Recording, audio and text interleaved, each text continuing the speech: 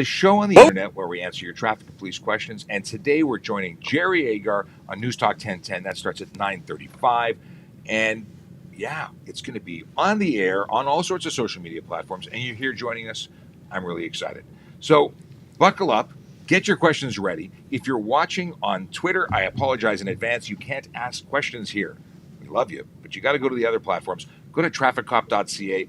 It'll have links to all the other platforms where we are live, and you can actually ask us questions there. Because that's what this is all about. It's an interactive show.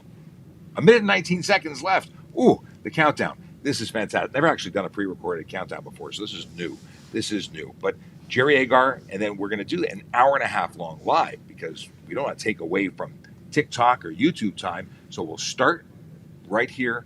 We're going to be starting. What else will we do? We're going to be starting here, and then we're going to be going on with Jerry Agar. That's a 30-minute segment.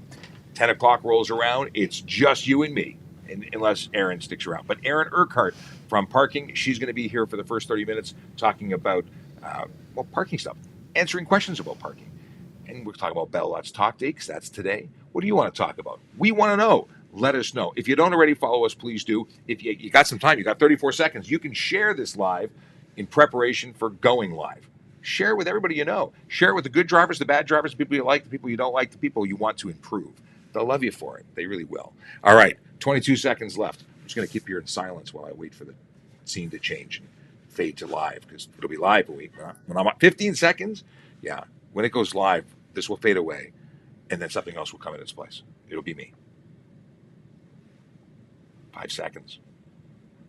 This is intense. Now. And that worked a little bit, sort of. I don't know. We're trying new things here.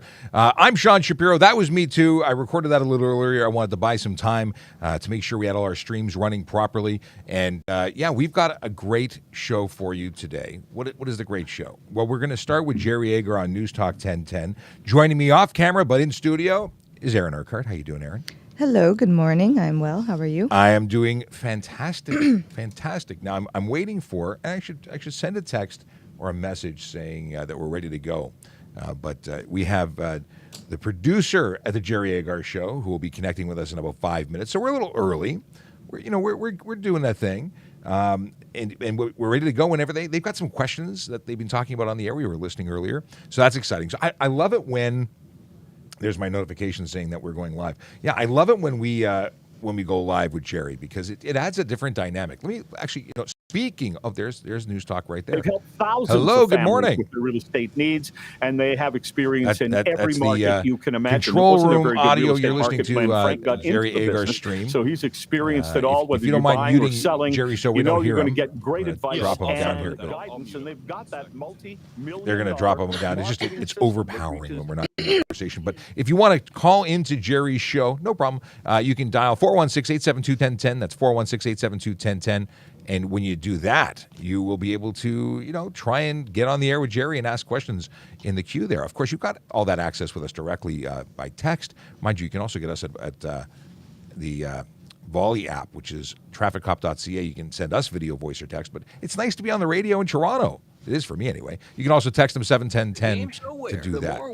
They're going to do a commercial break, and then we're going to come back and talk to Jerry and the crew. Okay, let me bring that down. But, how do we sound there? Hopefully we sound good in Radio Land.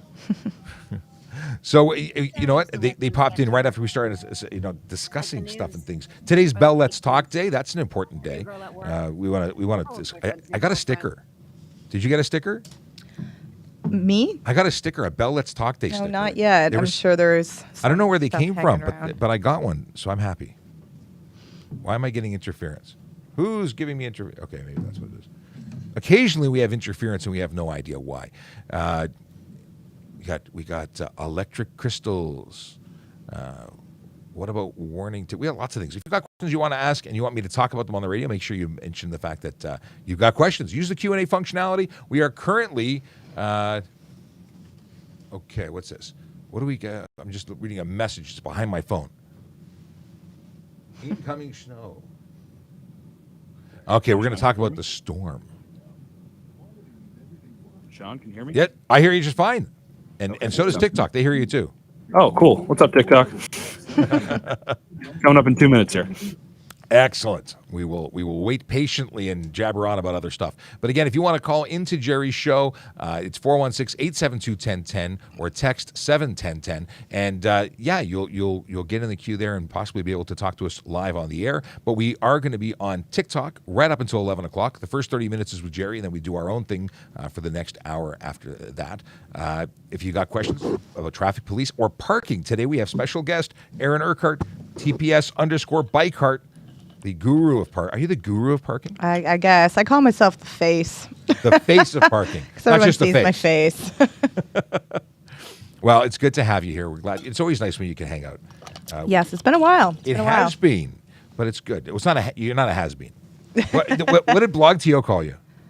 I'm not minor TikTok celebrity or something. Yeah, I don't know. Well, they called you celebrity, minor or not. They did refer to you as a celebrity. That's weird. I find that's weird, but I'm here for it. It's different. If you've got questions and you're watching anywhere but Twitter, feel free to drop them in the Q&A function or drop them in the chat. We will see you on screen and we'll be able to answer you. Again, trafficcop.ca to get a link to go to our volley space or watch on any of our platforms through links there. Those are good links. We like those links. Also, great information available on that. That's my link tree, and I've got some links there for drivers who are going to, or people who are going to loan their car to their friends. Make sure they're licensed. There's a link for that. There's a link to make sure your vehicles you want to buy aren't stolen. There's a link for that. So good stuff right at the bottom of the link tree. But you can get all of our other stuff as well. Let's see here. I don't need a timer anymore, but I want to open up my Volley app so I can see questions and play them for you. And in just a moment, we'll be joined by Jerry Agar on News Talk 1010. I listen to News Talk 1010 a lot. I mean, I'm not advertising for them per se, but I do like the channel. I listen to them on the way in and on the way out. If you're watching on YouTube, Twitch, LinkedIn, Facebook, listen anytime, anywhere to News Talk 1010 Toronto. Please do. Through your Apple CarPlay or Android Auto. Jerry Agar continues on the iHeartRadio Talk Network. Thanks for being along. From time to time, we dip into the TikTok Traffic Cop show that goes on every day at Traffic Services on TikTok, and that is handled by Constable Sean Shapiro, Toronto Police Traffic Services. Sean Shapiro, good morning. Good morning to you. And you've brought back for the second time, and I'm thrilled to have her, Aaron Urquhart, Toronto Police Service Parking Enforcement. Aaron, good morning. Good morning. Happy to be here. We'll have some parking questions for you in a moment. But Sean, before we get into anything else, what would you like to pass on to people as it looks like the snow is on the way? It's amazing. We're a Canadian city. We get lots of snow, but somehow we always forget what to do when it comes. At the end of the day, you've got to be very cautious. The snow will be coming fast and furious, according to the weather folks. So we want you to drive with caution. Slow down. Put your full headlight system on, and make sure if there is snow on your vehicle to clear it off before you get on the road, because that's one of the biggest issues. People have tons of snow all over their vehicles, and they just wipe a little line out, just enough to see through, and that's an issue. Well, people are, yes, I'm in a hurry, is what they say. You got to go, but they forget that little window slice as the snow melts will close, and then they'll be driving blind, and that's not okay. All right, and in terms of a person just had called me and she said, for Pete's sake, turn your lights on. Does that really make a difference? Full headlight system, absolutely. Anything you can do to make yourself more visible and give people room. It takes longer to get going. It takes longer to stop. So, plan. My friend and partner from the office who used to say, pack your patience. This is not going to be a quick ride. And if you need to give yourself more time, leave early or expect to be late. All right. Maybe the ability of some people to work from home now will make a difference. I'm going to call an audible in the morning, and if I have to, I'll work from home tomorrow because I'm able to do that. Well, you lucky folks who can. I'm jealous, but I'll be driving downtown to traffic services tomorrow, regardless of the weather. All right. Is it illegal, somebody asks, to mount a GoPro on the top of your vehicle? This person writes in with this question because they suspect that these are the cars that race and they want a record of their race. Well, there's people who put their GoPros in the windshield, on the dashboard, on the roof, as long as it's secured safely. then it's legal. But the problem is that many of them just use a suction cup and they lose their cameras. That would be illegal. It would be an insecure load that could become detached and become a hazard for other vehicles. So if I was looking for it, I'd be searching or inspecting it to make sure it was properly attached, that there'd be a tether to ensure it doesn't go flying off onto the road. And then it would be legal. The racing part, not so much. Okay, so it's not that you have a camera; it's what you're using it for. Well, I mean, there is an issue if you put that camera on a helmet that invalidates. If you stick it to the body or the shell of a motorcycle helmet, it actually makes that helmet unsafe and no longer meeting the requirement. Yeah, you can't modify the shell of a helmet. But there's, like, for instance, a comm apparatus like a Bluetooth or a radio communicator. Those don't actually affix to the shell. They're sliding in between, and they break off in the event of a collision. Those are still legal. But the law says you can't stick things to the helmet. Even a sticker technically would or could invalidate its safety rating. That's Sean Shapiro, the TikTok traffic cop, and also with us, Aaron Urquhart, Toronto Police Service Parking Enforcement Officer. Question for you, Aaron. Someone writes in, parking cops often mark street parkers with chalk on the tires when there's a time limit. Can I get in trouble if I get caught wiping off the chalk? No, sorry, excuse me. No, I've seen it happen plenty of times, and no, there's nothing we can really do. It's just like, well, you could just move your car as well. But yeah, the chalk mark needs to be fresh and untouched for us to enforce it. Well, a lot of people are thinking, good to know. People packing sponges now. Yeah, a package of wipes in the glove compartment. Here is Doug downtown. You have a question for Aaron? Yes, thank you. Good morning. My question is regarding what appears to me is the abuse of disabled parking licenses. And when I say abuse of them, I've noticed a couple of people in my neighborhood that you will never see them in the car with that disabled license visible. In other words, when they're in the car, it's on the floor of the seat, and the only time it goes onto the dashboard is when they get out of the car.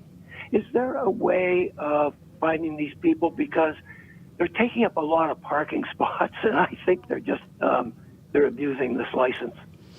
Yeah, so the abuse of accessible permits in Toronto has been, it's a well-known problem, and we actually have a designated specialized unit that is involved with investigations and, catching those people who fraudulently use them. So, of course, there is a way. You can always report them to us at Parking Enforcement, and you can ask to speak to, a supervisor at the Disabled Liaison Unit to make them aware, to put the report in, and they will send an officer out to investigate. And when those people do get caught fraudulently using those or abusing those permits, they get charged, and they get charged with under the police. So they can get up to a $5,000 fine and get the permit completely, retained for forever, indefinitely. You lose your rights. Yes. I got to just clarify, it is okay to keep your permit out of sight until you plan on using it. Additionally, if it's used by or being used because your passenger has the right to use it, not the driver, as long as the passenger who has that permit assigned to them is present when the parking takes place, it's legal to park there. Correct. That, and not all disabilities are visible. Being that it's Bell Let's Talk Day, that's a legitimate thing. Not all not all disabilities are something you can notice. So they may be suffering and require and have the lawful authority to use that pass, even though you can't tell. Well, Yes. I don't have, sorry, Aaron, I don't have one of those, but I can attest to the fact that there are days when walking across the parking lot at the mall is a big deal for me because I have yet to get my knee replacement surgeries done. But some days I walk along and you wouldn't be able to tell. And if I had one, you might think, well, he doesn't need that. Oh, I can tell you that you can now, with your current condition, you can get a temporary one. You don't need it for a long time, but you need it for your surgery. You can get one now. All right, Constable Sean Shapiro is with me, Toronto Police Traffic Services, and Aaron Urquhart, Toronto Police Service Parking Enforcement Officer. We're taking your questions at 416-872-1010, 416-872-1010, and toll-free at 877-518-5151, 877-518-5151, and you can text us at 71010. They are also on TikTok at Traffic Services. Can a school bus, somebody asks, with no passengers traveling the HOV lane? Buses do have an exemption. I don't know if, I can't, I honestly don't remember if school buses are part of it, but city buses, taxis, limos, I'm going to assume that they can, but I'm going to have to double check. It's listed under the HOV rules. We don't really have HOV in Toronto. It's part of the 400 series highways, which we don't police. And the multi-function ones that are on the street in the city of Toronto are based on sign, and they do allow buses. So I'm going to say that they're allowed in the bus lane in Toronto. I can't tell you for the 400 series offhand. Aaron, let's see how you react to this. Somebody wrote in, I saw an officer chalk my tires outside my home. So I grabbed one of my kids' sidewalk chalk sticks and I marked the tire in 6 more spots. Hey, well, I got to hand that to the person for being clever. Yeah, creative and clever. But as long as the officer remembers where they put their chalk mark and they can identify it, Yeah. I don't know. I would probably just be like, okay, like I see your game here and move on. But Yeah, the attractive purple ones were not me. Is what you can say. Here is Yeah. Doug from downtown. What's your question? So I drive downtown every day, and I know driving downtown is crazy. But the people who, the light turns red, but they decide to go across and then block the north-south lane or the east-west lane, it's getting more and more ridiculous. Is there anything that can be done about this? Was that not parking? oh no, like going No, through it's the not red a lights. parking. So They're not parking, I they're tuned blocking out. the box. They're not. Yeah. Is this so fair? Sorry, it's failed to clear signalized intersection. Is that what we're talking about here? I tuned out. I think you were talking to Aaron. And everyone's like, there's 2 cars in the north-south lane or Yeah. east-west lane, Yeah. and people can't get through. So Getting more and more. if I'm picking up what you're putting down, they failed to clear the intersection. They've entered the intersection where there's nowhere to go. Is that what we're talking about? Yeah, that's what we're talking about. Yeah. So failed to clear signalized intersection is you can't be in the intersection unless there's somewhere to go. So you can be charged if you are creating the congestion there. You absolutely have to have a space to go, and if you get caught, you're eligible for a ticket. I want to circle back for a second. The reason I was spaced out is I was reading about the HOV lanes. Any bus can use the HOV lane regardless of its type and regardless of number of passengers. Had to circle back. Appreciate that. It's not just that you thought Aaron wasn't important. We'll continue here on the iHeartRadio Talk Network. Oh, that's great. 9:45. News Talk 10 apparently I times can't, saver traffic. I can't walk and chew gum at the same time. Let's see here. I honestly thought he was talking about parking. I just tuned out and started reading. I was listening to the question and I just like peeked over. No, I totally did not listen to that question. No, Hey, I've been there. It's okay. We all do it. Well, I've been there a lot. So. Yes. Here we go. If you're listening and you have no idea what's going on, it's because, well, my lips aren't always moving because there's other people here.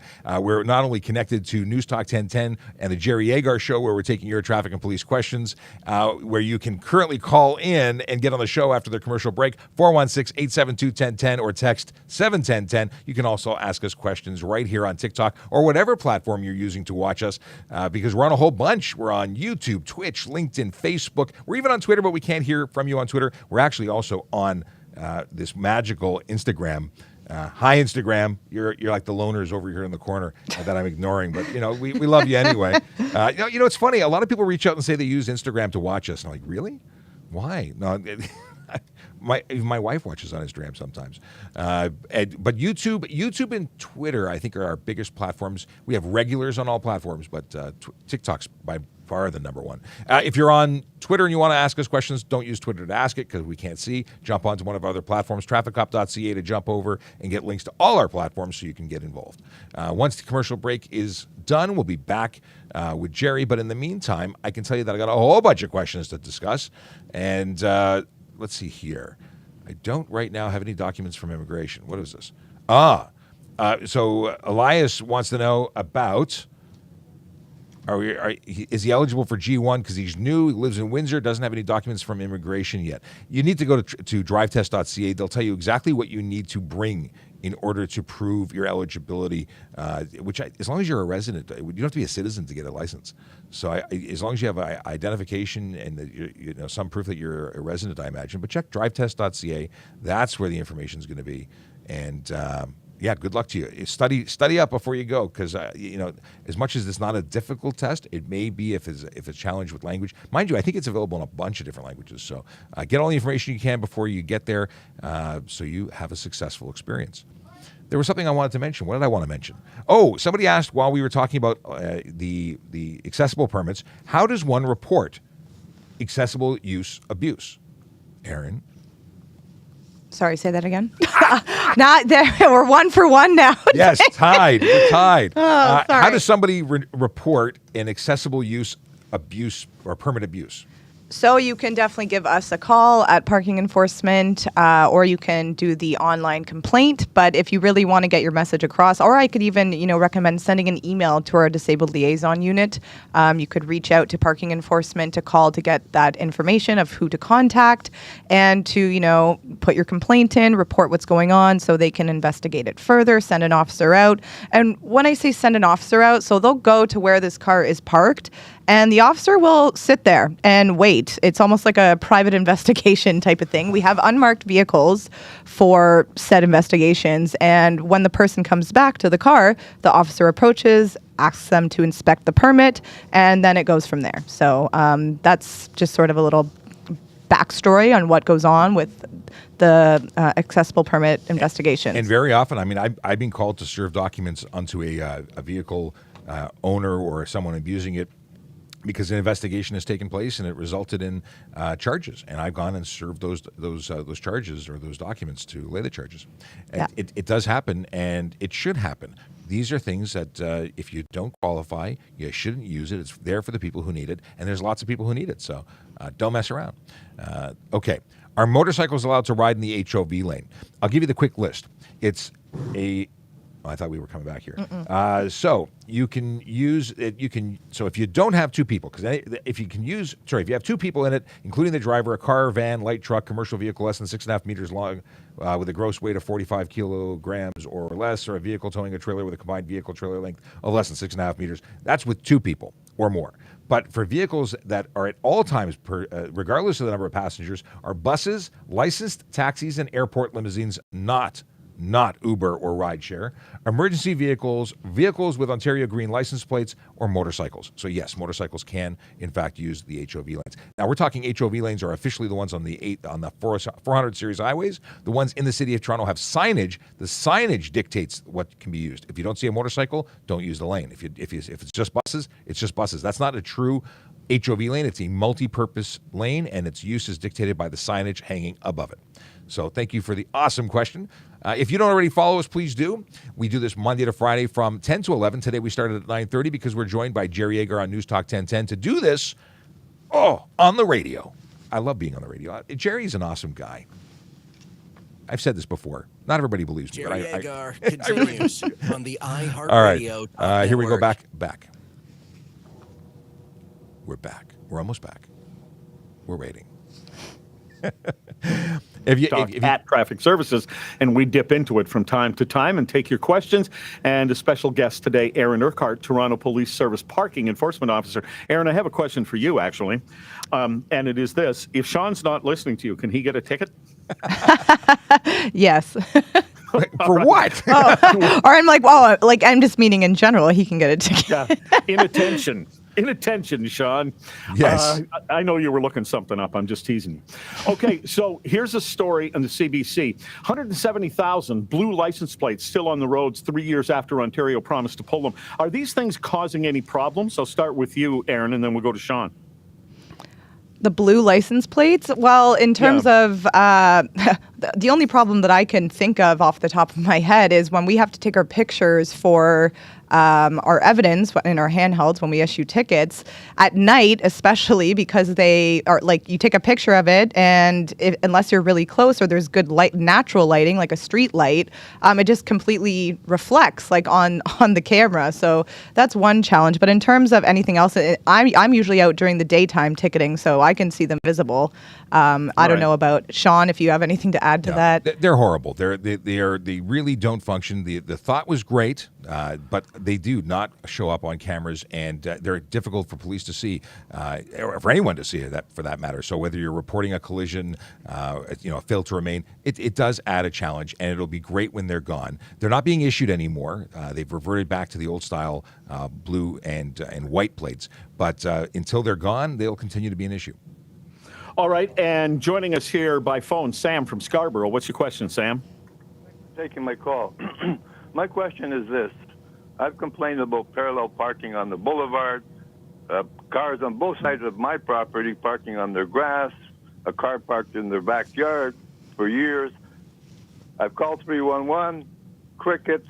Where are the parking enforcement officers? In terms of, for the grass and in the backyard, actually, that would be the city bylaw officers who would enforce that. We actually don't ticket residential, like on grass areas, but that would be like the Parking Enforcement East Division. So I would suggest you call them for, in terms of boulevard parking and whatnot, call them directly to report said illegal parking. Sam, I have a question for you. My instructions was to call 311, which I did. They said they would get back to me within 4 days. It's been like 4 months. All I hear is crickets, but it is against the law to do this. Sam, I have a question for you. Yeah. If I live next door to you and I park on my property, why do you care? Why can't you leave your neighbors alone? Don't you understand when the car is parked, especially on the boulevard, it's an obstruction? You can't see when you back out. You know how dangerous it is for even someone walking by? They even park half the car on the sidewalk. So don't give me that, Jerry. Some neighbors are just not pleasant to, but they've told you how you can handle it. Called bylaw, and that's it. Sean, I think you had something to say. Yeah, you can also go onto the tps.ca website. There is an opportunity to make reports of parking issues and driving issues, regardless of what kind of issue you got. You can make a report online, and that might help you get more attention. Here is Kevin downtown. Hi, good morning. Thank you for taking my call. My question is directed towards Aaron. I've noticed a lot in my neighborhood in East York where there will be 2 posts out in front of a person's house, and they have the disabled signs at the top. So this is a specific parking spot for a specific person? Or can anybody with a disabled permit park in that spot? It's almost like they have their own personal spot right in front of their house. Correct. So I've seen these around downtown as well. And usually I see the same car in that spot every day. So I don't know if that's something that they inquired through the city to get in front of their house. The house that I'm referring to, they actually have like a wheelchair ramp to get into their house. So it's obviously something that's necessary. But if it's on street, yes, anyone can park there. And it's not private property. As long as you have the accessible permit, then yes, it's acceptable for anyone to park there. If it's, a city on street. If it's private property, that's a different story. All right. Thanks for that question. I don't know if you'll like this question, Aaron, but somebody sent this in to you. They want to know whether the parking officer is, and these are in quotation marks, an actual police officer. So no, we are not. We are not police officers. We are sworn-in civilians, uniformed civilians. But we are considered peace officers. So if someone assaults a parking enforcement officer, then they are charged as assault on a peace officer as opposed to just assault. So it's a little bit of a higher charge. But if you're walking the street and you see something happen where a police officer would normally step in, do you do that? Can you do that? Or is it, in effect, like a citizen's arrest kind of situation? It's exactly that. It would be considered a citizen's arrest, as we do not carry any use of force. We don't carry handcuffs. We don't carry baton or pepper spray or firearms. So it would be a civilian's arrest, or, if something like that were to happen, I would to call police on my police radio for them to come and intervene. And if I can help at the time, if I feel safe enough, then I would. But if I don't have use of force, then I'm putting myself in danger. And they are the best witnesses. They are fantastic extensions of the police. That radio that they're carrying will get police there, quickly. So there's no hold. Constable Sean Shapiro, you just heard, and Aaron Urquhart is with us, Toronto Police Service Parking Enforcement Officer. And Aaron, we've been hearing these stories, these unfortunate stories lately of attacks on TTC personnel. Have you ever been assaulted by somebody angry about a ticket? Oh, yes. I've been assaulted a couple times. One was serious enough that it actually went to court. It was a number of years ago. It was nothing like I got pushed by a taxi driver who came out of a Tim Hortons, who was parked in a no standing zone, and there was tons of witnesses because it was around the U of T area. So that helped as well. But yeah, I was trying to put the ticket on the windshield, and the driver came out and just, tried to body check, push me away from doing it. So. I got to add that this is something that happens regularly. It's unacceptable. The police investigate thoroughly and lay charges whenever possible. It does happen, and it's far too frequent. Yes. And let's finish up here. Jimmy from Beamsville, what's your question? Yeah, I'm visually impaired and I have a CNID card and my own permit for disabled parking. If I don't have my permit with me and then somebody's car has one, am I allowed to use them to use the disabled parking spot? So if it's not your permit, unfortunately not, because accessible permits are actually assigned to a person with their name and ID on the back of the permit. So if you were to, be stopped by, this isn't for Toronto. I can't speak for any other municipality or any other city. So if you were to be, stopped and asked to see the permit and it's not your name, then yeah, unfortunately you could suffer some consequences. But if you're saying that you're a passenger in this scenario and the driver has their own permit, then the driver can yeah, the driver can use it if they're with you. My brother has one for his wife, and my mother has one too. But it's the same situation. I do have photo identification identifying me as a person with a disability. Yet, sometimes because I don't drive, I don't have the permit with me. Yeah. Unfortunately, it has to be your permit that you're using, or the person whose permit is issued has to be present at the time that you park. But I just wanted to. Sorry. Real quick, Aaron. No, I just wanted to add, you can get a permit for just a passenger. It doesn't have to be a driver. All right, look into that. Aaron Urquhart is with Toronto Police Service Parking Enforcement Officer. Good to have you back, Aaron. I hope we'll do it again. Thank you. I would love to come back. And Constable Sean Shapiro, I call him the TikTok traffic cop, Toronto Police Services, and he's at Traffic Services on TikTok, and in fact is continuing. So thank you, Sean. As always, this is the iHeartRadio Talk Network. And we're off the air. Thanks very much. And we will be back again in a couple of weeks with Jerry. But it's always a good time to spend time with Jerry and gang. So we're going to continue to do our thing right here. Now let me turn that background off. Get my captions ready. Put that little ticker on the bottom, reminding people that we have a podcast where you can get our links to other platforms. Yes, that works for everywhere, but the folks that are watching on TikTok can't see it. Now, we've been experimenting with vertical versus horizontal because Q&A is such an awesome thing, and that it works. We can do things like put questions on screen, and we want to put questions on screen because then you can see them. It makes it. Oh, yes. It's like Billy, who just put the question on. It says, did you see a car driving on the sidewalk? I saw the video that BlogTO posted. I would have loved to lay charges against that driver. And I imagine Aaron would have liked to have laid charges against the parking the truck that was causing the extreme congestion and streetcars not able to, because they were too close to the tracks. It is so annoying when people just decide to, put their car wherever they want because they got to do something. Yeah. It's not okay. No. It's not okay. It causes a severe impact on the community. And that's why I always give kudos to the parking enforcement officers. You guys are out there making sure our city moves forward. Well, or it moves in any direction. Really. But we try. Yeah, like we're out there trying to keep it safe. But when there's congestion, and not only do cars not to get to go where they're going, it creates frustration that increases the potential of dangerous erratic driving. Like, it's all connected. We're all part of the same team trying to work for safer streets. Aaron Urquhart is at TPS_bikecart on all social media platforms. You should be following her if you're not already. What did I want to talk? Oh, Vision Zero Enforcement Team. Hey, I got a button that says 52 and 53 Division is where they're hanging out. Well, what does that mean to you? Well, what should mean that Kensington, Chinatown, Bay Street Corridor, Lawrence Park, Yonge and Eglinton, Rosedale, Leaside, these are examples of neighborhoods, not all of the neighborhoods they're going to be in, but examples of neighborhoods where real people live, work, and play and deserve to be safe. They're looking for the big four. What's the big four? Speeding, aggressive driving, distracted driving, and impaired driving. Those are the behaviors that drivers choose to engage in that are known to lead to serious injury and death. We're out there looking for it. We give out tickets, not hugs. So if you want to avoid a bad day by getting caught for something you chose to do, don't do it. It's so easy. Don't want a speeding ticket? Don't speed. Don't want to get a cell phone ticket? Don't use your cell phone. This is not rocket science. Okay. We can take questions. We got a bunch of questions. One of the questions coming from Instagram. Radix wants to know, why are letters blue or black on Ontario license plates? Well, I've got an answer for you.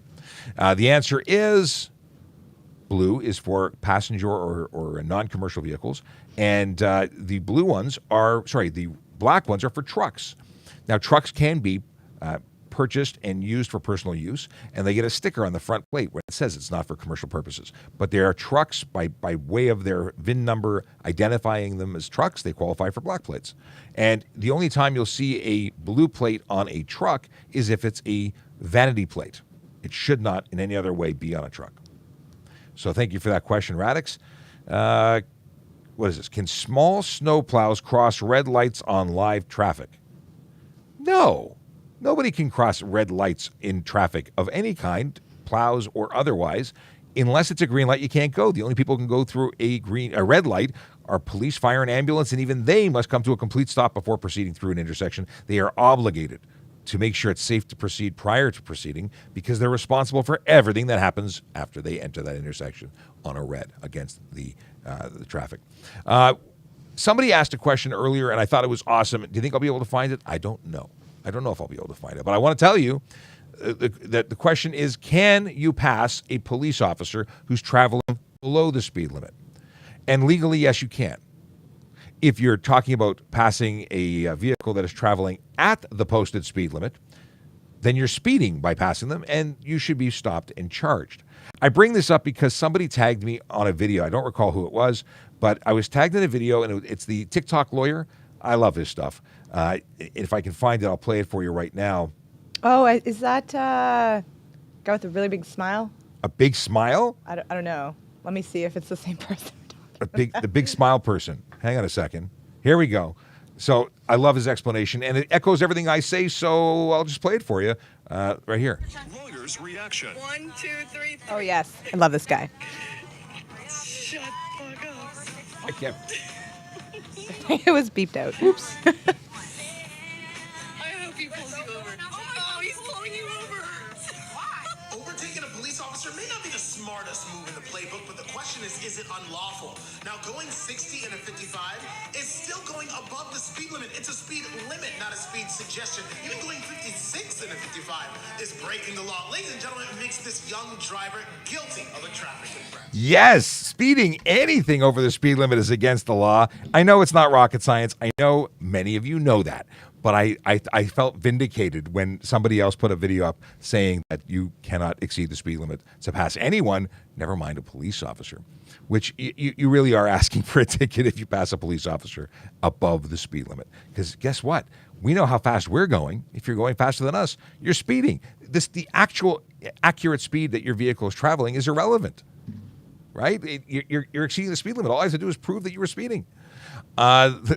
Big Jeff Fresh from YouTube says, I got too many T words in my name, in my brain. I love that guy's videos. Also, hi and good morning.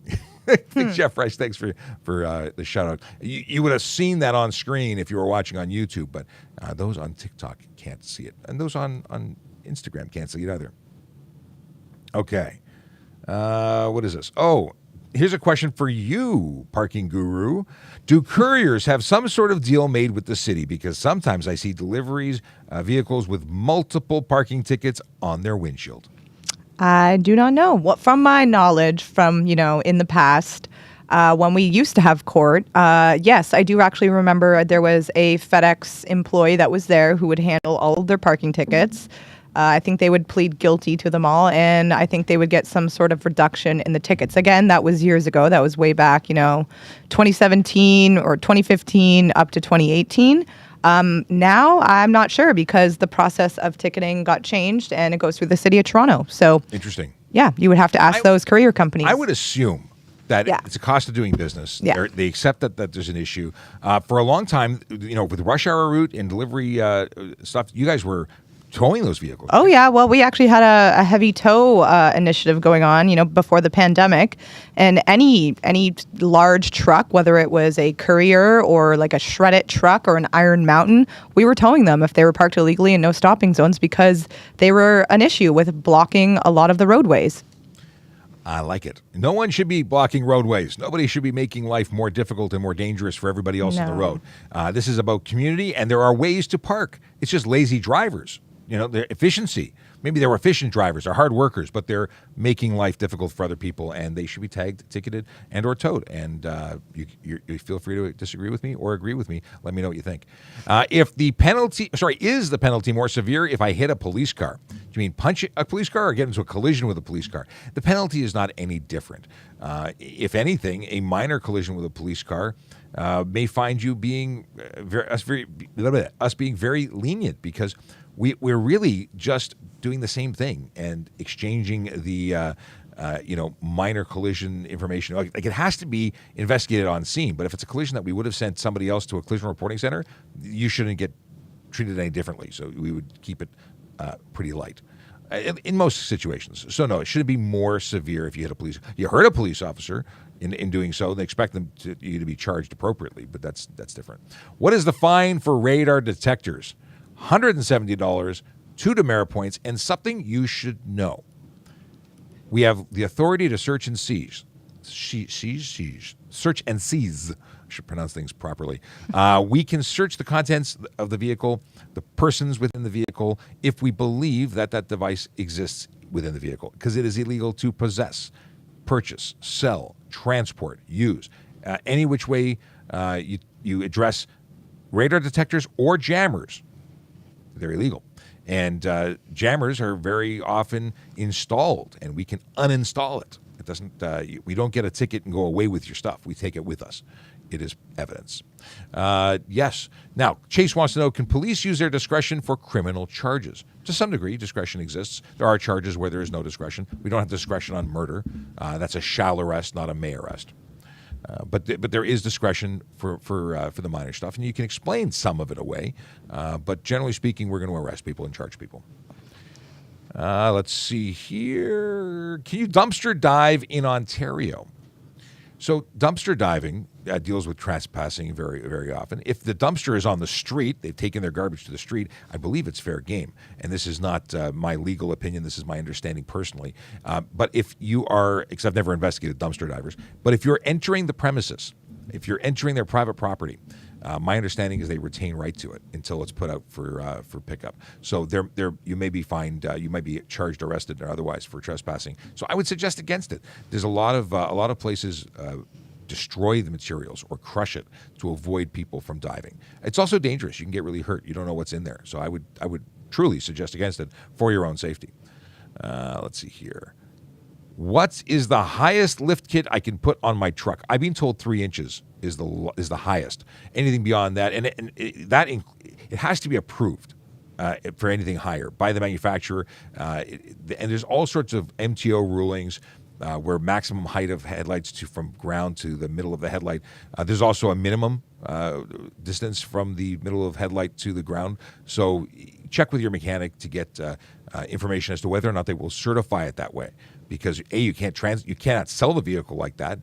One, but if we bring in any kind of regular inspections, you would be pulled off the road. If a MTO officer saw you with that vehicle on the road, they can pull you off the road. If a police officer who was skilled and knew about the rules around that, they would pull you off the road to take your license plates if you're considered unsafe because of you exceeding the maximums. But 3 inches, I believe you're safe. Can I use my phone as Uber driver when I got not? I don't know what got. It was got notification. This person was spamming the chat. Oh, I love spammers. We'll mute you right after this question.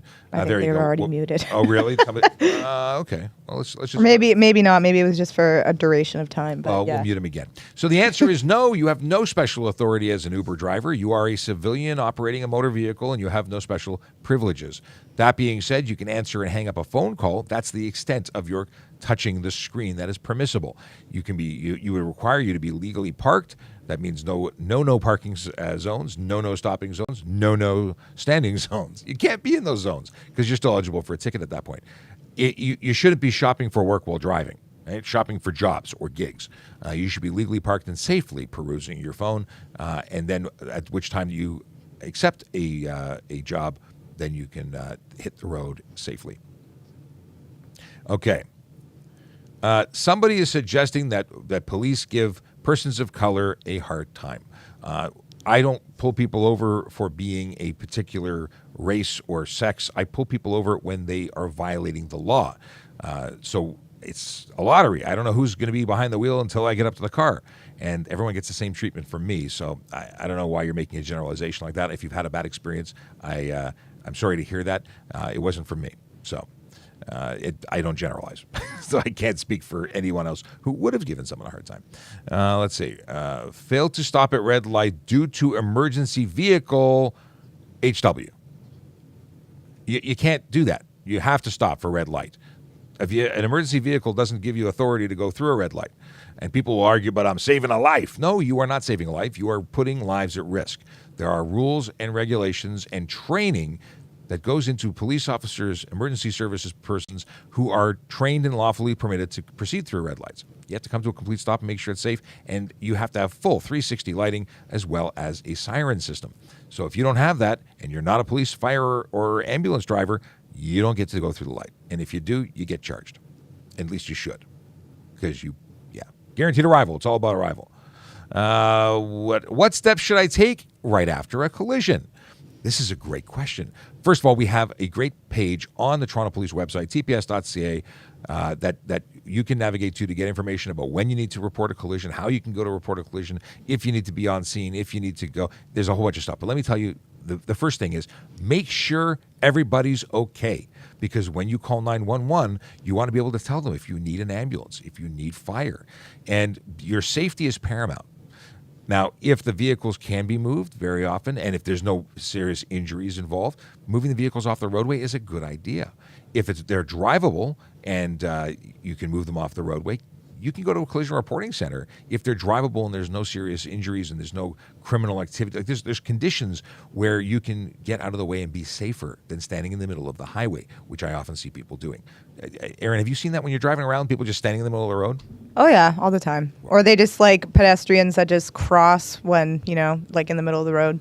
But I mean specifically in relation to collisions. Oh, collisions. Yes. So like, I don't know how people don't know. Like, if your car is still functional, pull it over to the side and exchange your information. Go to the collision reporting center. Because there's so many times that people stay there and then they get hit by another car, especially if it's weather related.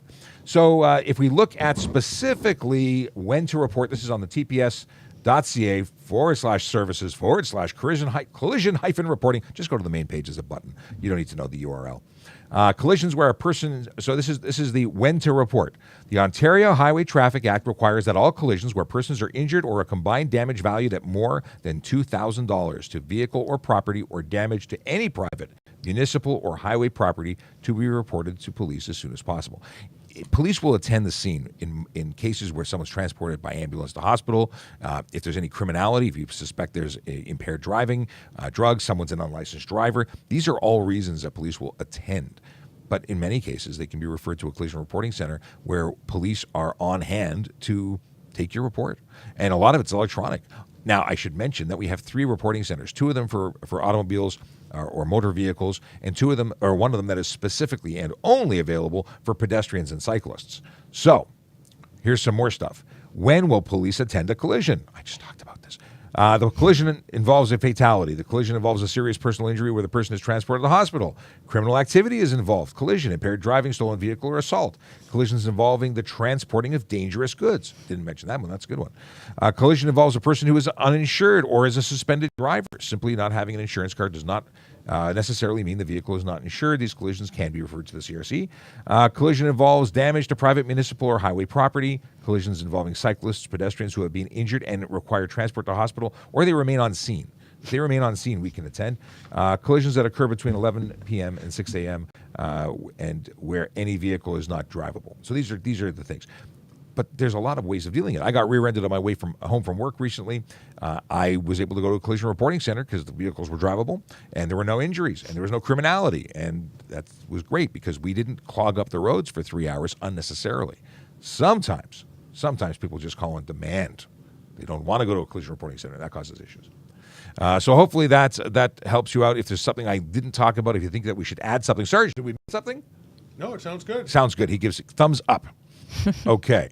Thank you for everything you do. Lynn is sending good vibes. Yes, good vibes. Thank you, Lynn. Appreciate it.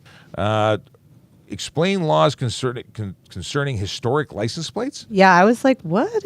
I've never seen a historical. Historic license plate. You need a microphone, Sarge. I need a license. Come join the party. Or do you want to go on your own mic? You know what? Come over here. I can come over here. I can. Okay, he's going to share a mic. So historic license plates can be affixed to certain classes of vehicles that reach the age limit as prescribed. I believe it's 20 years. Historic license plates are used for those vehicles to be traveling on the road, not for commuting purposes, but to be able to travel on the road, to go in car shows and parades and pleasure driving. And the validation sticker originally on them was much, much cheaper than the regular price. And that was the benefit of having historic plates. Now historic plates, although are still available, you don't have to pay for them anyways. So the benefit of the reduced cost to reduce road tax is not available anymore. So apparently it's 30 years. I think 20 years is for historic, for insurance purposes, but 30 years for the plates. There's some stuff and things that they talk about here. Weighs under 3,000 kilos, is a passenger or light commercial vehicle from 1973 and earlier, or is a motorcycle from 75 or earlier, is for historic plates. That's what's coming up on the page, but I'm sure that is a sliding scale. And then you can also get number plates, vehicle manufacturer year plates. They're permitted because you only have one plate on a historic plate. So, no, historic plates, historic vehicle plates have two. You can also attach, additional. Prior to 1973, the province of Ontario issued you new plates every single year, and they were valid for an entire year, and at the end of that year, you had to go get new license plates. So a year of manufacturer plate can still be attached to your motor vehicle. I had a 71 Mustang, and I could get year 1971 license plates and have them attached as long as they weren't attached to any other vehicle. And so that's an option as well. So maybe I'm looking at the wrong thing. Maybe that's just the number plates that I'm referring to. And how old is a car? Yeah, it's 30 years old. It's a blanket 30-year-old. So that's for the number plates that you're talking about. And then this 30-year-old is for historic plate designation. Wheels.ca did an article about it. There you go. In 2008. What could have changed? Lots can change. Actually, it changed for the better. The fees went down. So. Yes. What is this? If a cop is doing 60 and an 80, can you pass them? Yes. Unless their lights are active. If your lights are active, you can't pass an emergency vehicle, can you? Well, you have to slow down and proceed with caution. So you could pass them, but safely. Right. I would give them some space. But yes, if they're in the middle of an investigation and looking for something, looking for somebody, looking for evidence, looking for doing their job, and they have to travel slower, they are allowed. There's an exemption in the Highway Traffic Act for that. And yeah, just do it safely and go around them. The only time that you can't do that is if we're, let's say, closing the entire highway. Because I have been on the highway as part of an escort where I'm sweeping and I'm going side to side. You cannot pass us at that point. So it depends. It really depends. Good morning, Sarge. That's from Tracy. Morning, Tracy. And Tracy also says next time I go bowling with the guys from Chips, I should be on Eric Estrada's team and not Larry Wilcox's team. I wonder why you're biased against Larry, Tracy. My brother was on Eric's team, so we each took a team, and you both were equally as bad, right? No, he was much better. I stunk as a bowler. My brother was actually pretty good. He at least wasn't the lowest scoring person on his team like I might have been. But I thought it was golf scores, so I was doing better until I realized I was doing worse. Golf, the fewer. Yeah, anyway. How long does a suspension stay on your record? That's an interesting question. So your current record that allows access to your insurance company is 3 years. Sometimes I've heard it's 4 years, but it's 3 to 4 years. But your actual permanent record will always show your suspension, and most employers will ask for your driver's abstract, which would be a complete listing of everything in your entire history. Yeah, what's usable and what is there is two separate things. Would they have to ignore it?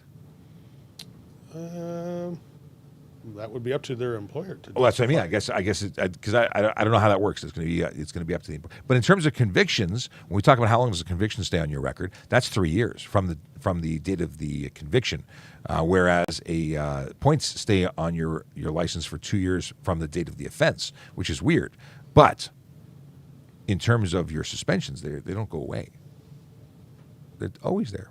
And Tracy wants to clarify she's not biased. She just has a crush on Punch.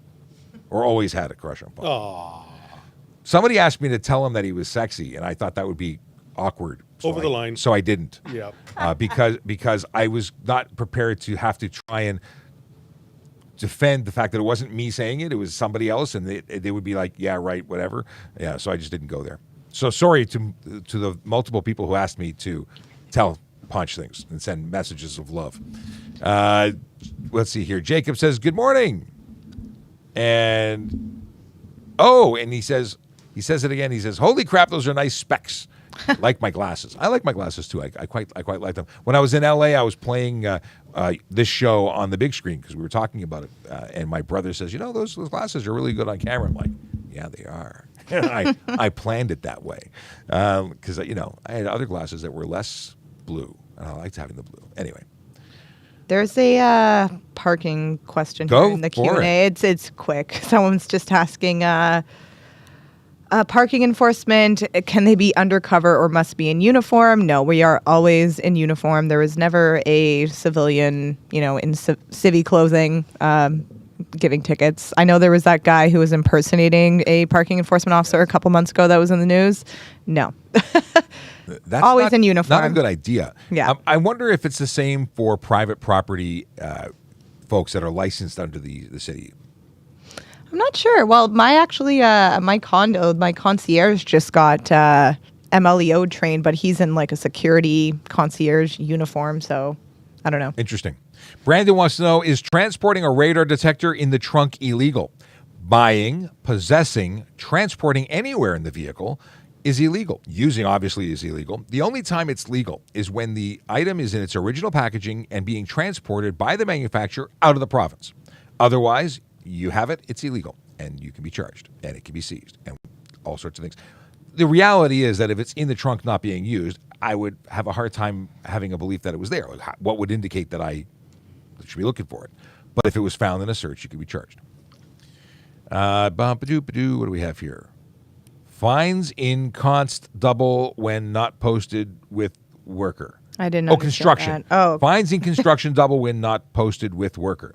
I don't know about highway stuff. I mean, I don't know about on the highway because generally speaking, I see signs like that in the States. I don't think I've ever seen that in Ontario, but I could. I've seen them here in Ontario before. Fines doubled? Yeah, like on the highway. Maybe not so much in around the GTA, but like outside of the city and like more country, I've seen fines doubled if you speed through construction or whatever. Well, the thing is that you'd have to be speeding over the posted limit because the posted limit, the white and black sign, is the enforceable limit.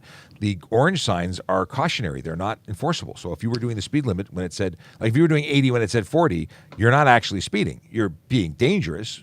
You're putting people at risk because they're asking you to slow down.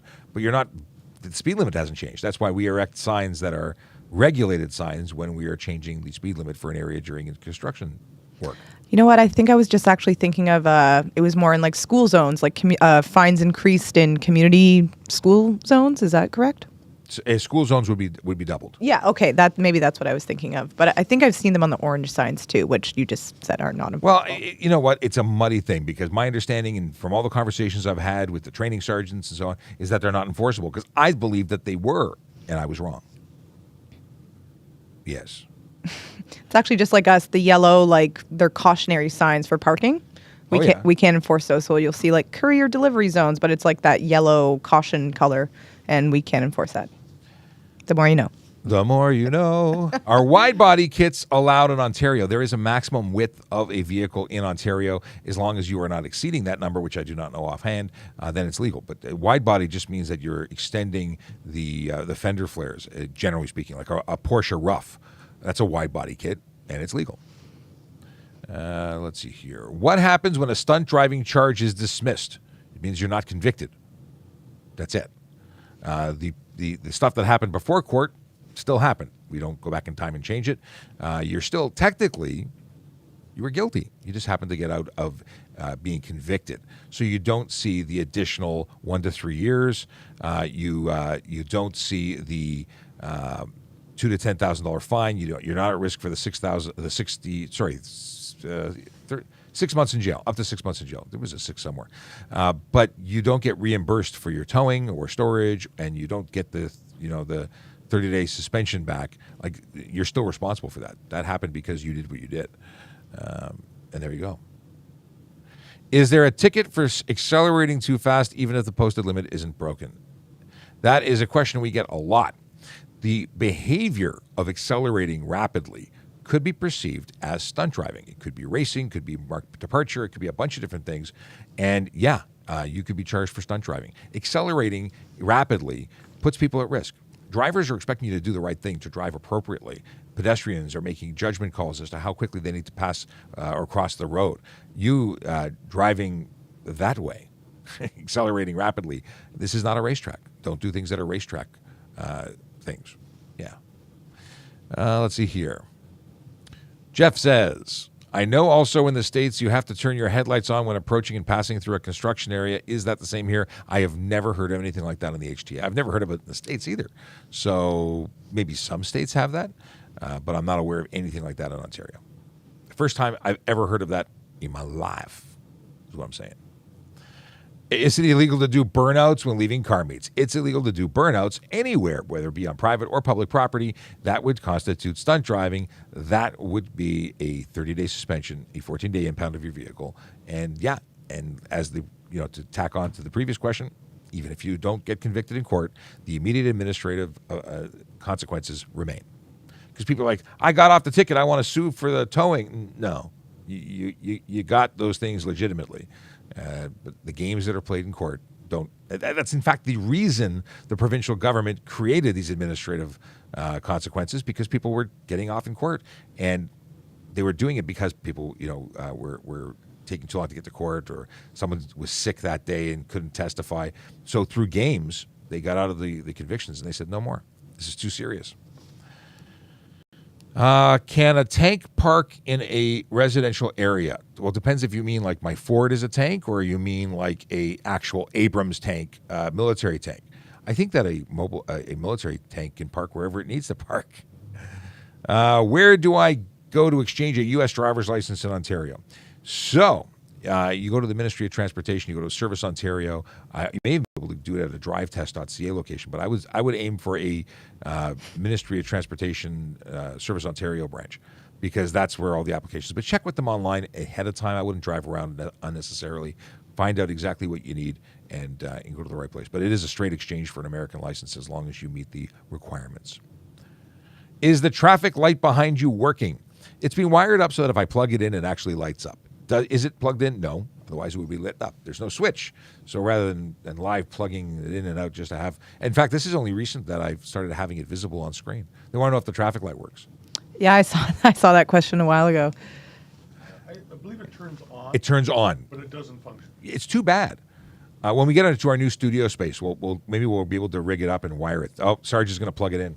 If we have... Oh, no, we have space. Watch I see the plug. The risk is that we shut everything down. Yeah. If we plug it in, but you have to unplug something that we probably need. No, there's plugs here. Let's see if the computer shuts down when he plugs. Oh, there it is. And it's alive.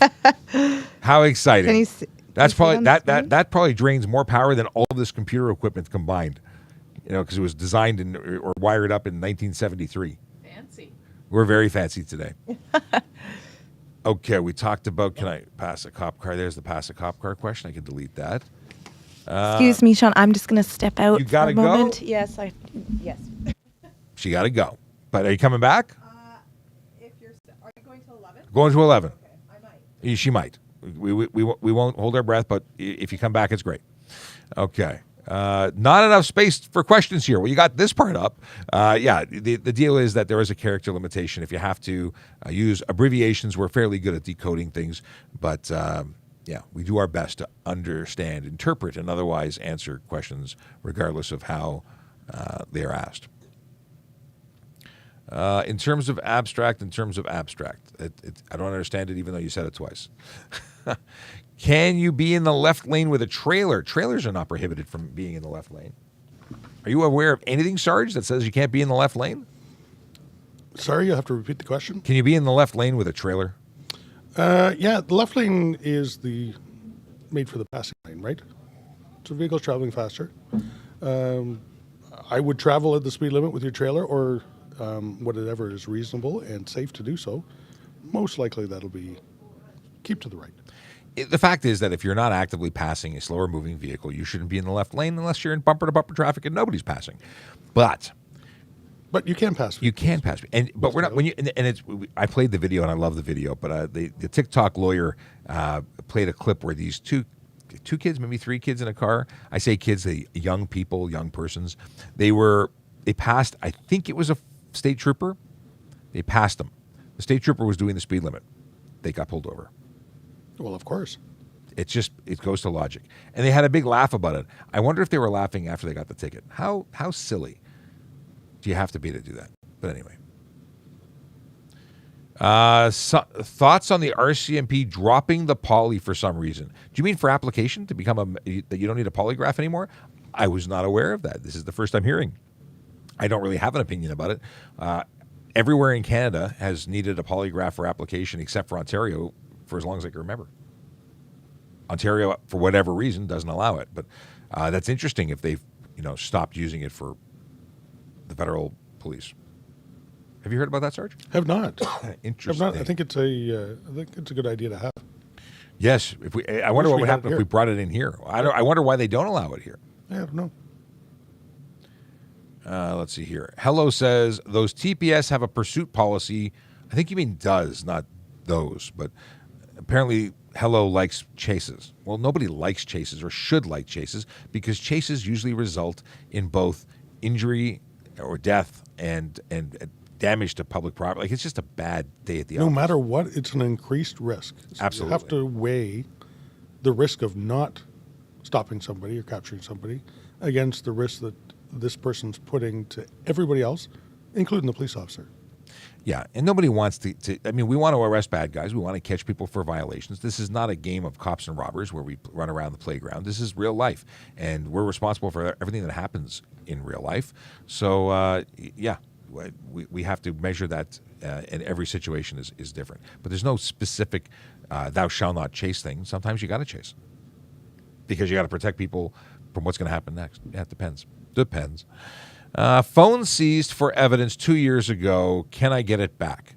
So if it was seized as part of evidence and it was yours and lawfully owned and not proceeds of crime and stuff like that might see them keeping it or destroying it, depending on I don't. It'll be up to the court they have to apply to give it back. I think I've never seized a phone for evidence, but if it's still before the courts, you generally can't get it back.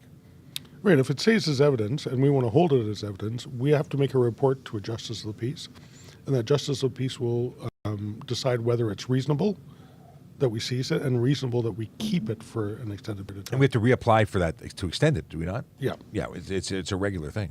It's been a while since I've been involved with anything like that, at least the paperwork side of it. But I've actually never taken a phone as evidence. Just hasn't happened. This is I'm sure we've talked about this before. Do you like pineapple on your pizza? Do you? Heck yes.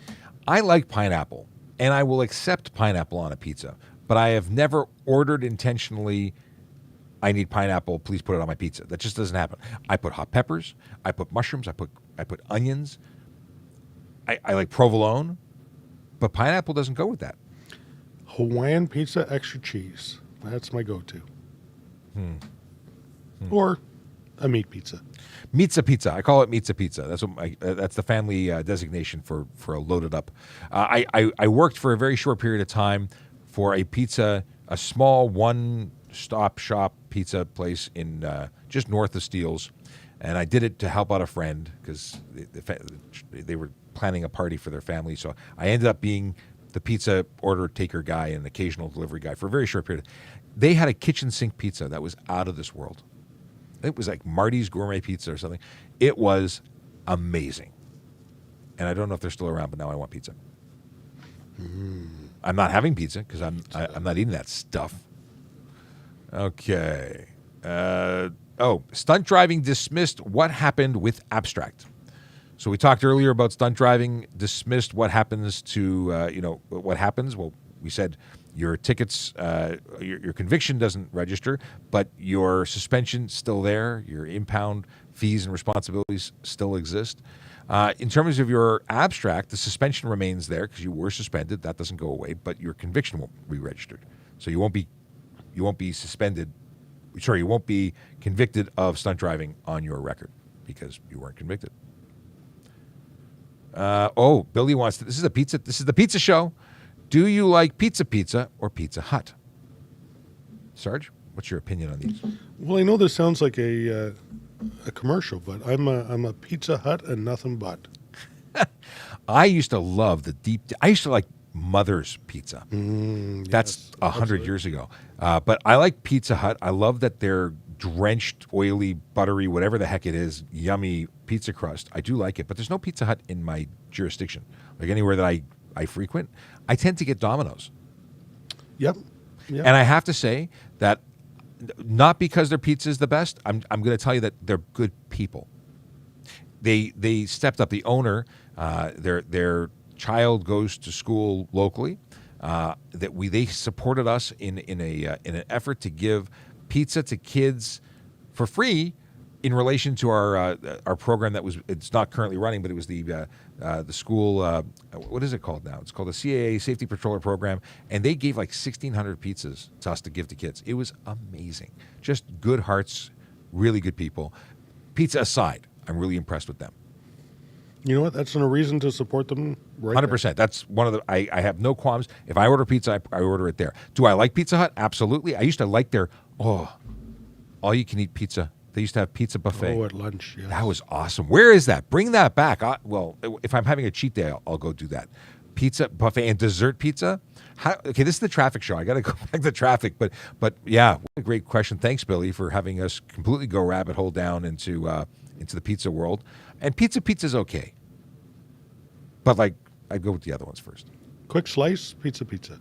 You hungry? You can eat. Not that I'm calling out any one over the other, but how about Big Slice is gone? You just made me think of Big Slice downtown. The Big Slice that was a staple for forever. Going to the clubs, not that I ever went to clubs, but whatever. What's the biggest ticket you've ever given? I've talked about this before. Insurance tickets are no fixed price, but they come with a $5,000 to $25,000 range. So based on that, it's probably the biggest when we talk about tickets. Because if I arrest someone for impaired, it's $15,000 to $20,000, or $15,000 to $30,000 is the average defense. But that's not even discussing once you're convicted. And then if we're not talking about either of those, it would be cell phones, $615. Those tend to be that has a ticket on a price on its face. Tyler wants to know if he can do burnouts on his own property, and the answer is not legally. That's stunt driving. Yep. Unfortunately, because of the actions of people within Ontario, they had to create the law that covers that. Yeah. We're not hanging out waiting for you to do it, but it is entirely enforceable. Let's see here. Dumb question, according to Mr. Jabber. Is driving without a bumper illegal? Not all vehicles have bumpers. Like rear trucks that have flatbeds sometimes have no proper bumper. It's just wheels and mind you, there's a bar in front of the wheel, so maybe that is a bumper. You know what? The passenger car regulations and the commercial vehicle regulations and the sport utility regulations, they're all different in Ontario. And you'd have to, once again, it depends. And yes. The answer would be depending on the type of vehicle. Look into it with your specific vehicle. See if it passes the safety standards. I would say that a passenger vehicle would require them. You know, that it's integral to the airbag system. They're integral to keeping pedestrians safe. I believe that they are required. And I believe that your vehicle is unsafe without them. But there are large, and large trucks would require the front bumper. I don't think they require a back. But it, again, depends on the vehicle. Know your vehicle. Get someone to a mechanic to tell you. Don't just go driving without the stuff that fell off. That would be bad. People very often ask this question when they're getting body work done. They want to drive even though they haven't painted the new bumper. I would not do that. Would you fine a diesel with deleted emissions? Deleted emissions are illegal, diesel or otherwise. Fuel source is not the deciding factor. Emissions is required on vehicles now, unless it's a classic that predates. If it was manufactured before the emissions control laws were in place. You know what, Sean? I totally get it. Some of the older vehicles with DEF fluid and the whole system going on there was not very good. The DEF fluid froze, the heaters didn't work, error codes all the time. I have a friend that's went through this, and it was so frustrating. His vehicle was out of service for months and months and months. Wow. At a time. A lot of it has changed because of the Volkswagen Dieselgate scandal, where emissions were tightened up. I know an awful lot of shops will not even touch your vehicle if the emissions have been deleted. So I get it, but no, it's not legal. And yeah, there's so many things. Like, wasn't that thing with all the Volkswagens? They didn't meet emissions, but they were being sold as though there's a big scandal. Yeah, that's what started it off, to tighten down the emission standards, and all manufacturers had to tighten it down, which meant there was more times that the sensors were going off as a malfunction. We got some more comments about pizza here. Apparently, Domino's is the only way to pan pizza. That's the real Lima Lion who says that. We had some other statements about pizza. Apparently, we are in line to get sponsored by two of the three companies mentioned, because we're advertising. We're advertising. We're not advertising. We're giving you, just opinions and stuff and things. And we cannot. This is not a paid promotion, nor can we accept any payment. But thank you. But they're welcome anyway. Is a photocopy of my driver's license sufficient? It's a big no. No, you need to have the actual photo card. That's what you need to surrender to a police officer upon demand for reasonable inspection. You know what? Electronic licensing is coming. Yes. It will be here soon. But it's not here yet. No, not yet. Can I get street parking permit in Brampton? That would be a question for someone who lives and works in Brampton. I do neither, so I don't know. But I assume that it's possible, but because it's possible here. So you did a check with them. How many pants and clothes do you guys wear? Well, we get issued... One at a time. One at a time. Yes, that's a good segue into our dad joke section. But the answer is, I think annually we're entitled to 3 pair of pants and 6 shirts a year. Annually, then a year. Why I said both, I don't know. And then there's a lifespan for each type of outerwear is good for a certain number of years. If it gets damaged, they get replaced. This is one of the benefits of working for the Toronto Police and many Ontario Police services, is that your clothing and equipment is paid for. In the United States, every service is different. NYPD, they give you a clothing allowance. You go buy your own. You need a new shirt. You rip them all up. You buy another one, and it costs you out of your pocket. So it's interesting. At least I find it interesting. So dad joke while I look for another question. Dad, how's your fried chicken? Dad says, it's dead. I would hope so. Yes. These jokes suck. Okay, wait. You actually gave me some from another deck. This is from our friend Belinda. To whoever has my copy of Microsoft Office, I will find you. You have my word. That's actually good. I asked my dog, what's 2 minus 2? She said nothing. I'm taking that one home. What do you call a droid that takes the long way round? R2-D2. So that's all right. These are pretty good. These are better than, yes. Yeah, better than yours. But these came from mine. As much as they suck, were a gift for my wife. Thus, they are better. Yes. Yeah. What does a sprinter eat before a race? Nothing. They fast. I like that one. That one's pretty good. I like that one a lot. Why do pandas like old movies? Because they're in black and white. And the panda theme lives strong. How do pandas greet their friends?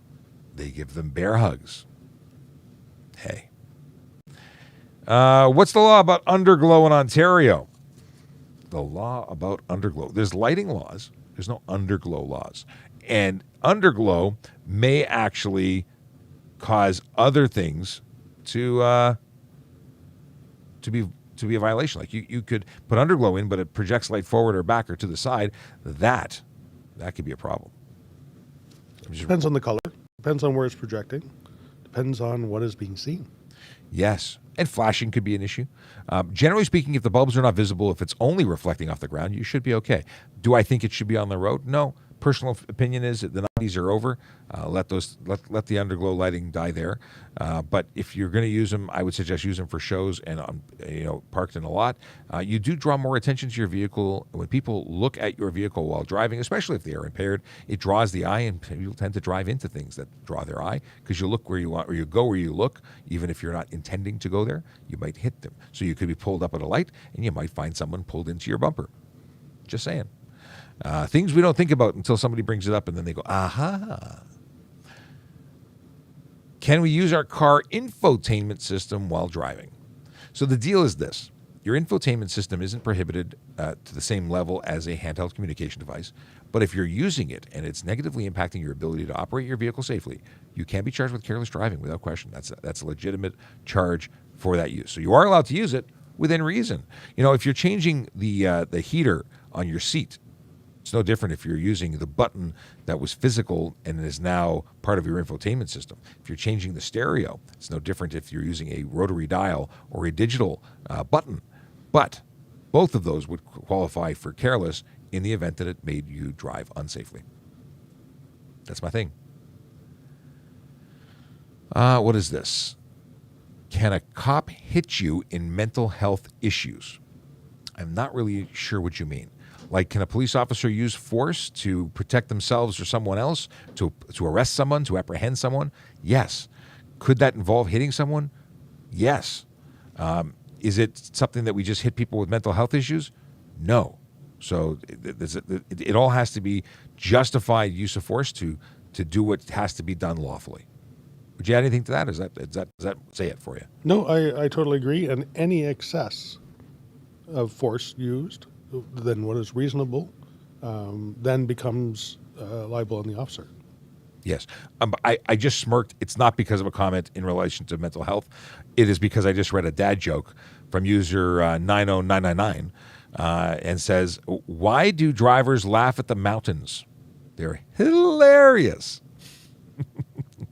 I like that. I really do. That's pretty good. Bad timing, though. We're talking about mental health. Today is Bell Let's Talk Day. It's worthy of talking about mental health. If you don't already follow us, this channel, me, you can do it by hitting that button that says follow. My name is Sean Shapiro. I'm a police constable with the Toronto Police Service. I work here at Traffic Services in Ontario, Canada. We are the Toronto Police Service Traffic Services Unit, and we talk about traffic safety, traffic law, and police stuff all the time on the microphone, but off camera. Well, that's Sergeant Murray Campbell, and he joins us on a regular basis because he works with us right here.